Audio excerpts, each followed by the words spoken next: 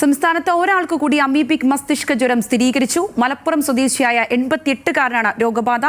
Kozhikode medical college ആശുപത്രിയിൽ ഇയാൾ ചികിത്സയിൽ കഴിയുകയാണ്. ദിലീഷ തിലകൻ കോഴിക്കോട് നിന്ന് ചേരുന്നു. ദിലീഷ, ഇദ്ദേഹത്തിന്റെ ആരോഗ്യനില എത്തരത്തിലുണ്ട്? 88-കാരനായിട്ടുള്ള ഒരാൾക്കാണ് രോഗം സ്ഥിരീകരിച്ചിരിക്കുന്നത്. എന്തെല്ലാമാണ് പുറത്തേക്കെത്തുന്ന വിവരങ്ങൾ?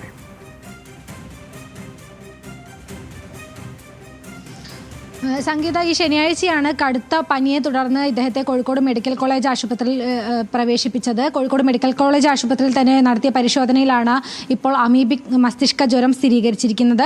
മലപ്പുറം വെട്ടം സ്വദേശിയായിട്ടുള്ള 88-കാരനാണ് രോഗബാധ. നിലവിൽ ആരോഗ്യനില തൃപ്തികരം എന്നാണ് ആശുപത്രി വൃത്തങ്ങൾ അറിയിക്കുന്നത്. കഴിഞ്ഞ ശനിയാഴ്ചയാണ് കടുത്ത പനിയെ തുടർന്നിട്ട് ഇദ്ദേഹത്തെ ആശുപത്രിയിൽ പ്രവേശിപ്പിച്ചത്. എന്നാൽ രോഗബാധയെ സംബന്ധിച്ച്, രോഗബാധയുടെ ഉറവിടം സംബന്ധിച്ച വിവരങ്ങളൊന്നും തന്നെ വ്യക്തമല്ല. ഇതോടെ ഇപ്പോൾ നിലവിൽ സംസ്ഥാനത്ത് അമീബിക് മസ്തിഷ്ക ജ്വരം ബാധിച്ച് കോഴിക്കോട് മെഡിക്കൽ കോളേജ് ആശുപത്രിയിൽ ചികിത്സയിലുള്ളത് 9 പേരാണ്. 3 പേർ കുട്ടികളാണ്.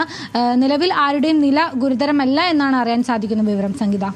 ശരി, ദിലീഷ തിലകനാണ് കോഴിക്കോട് നിന്നും വിവരങ്ങൾ പങ്കുവച്ചത്.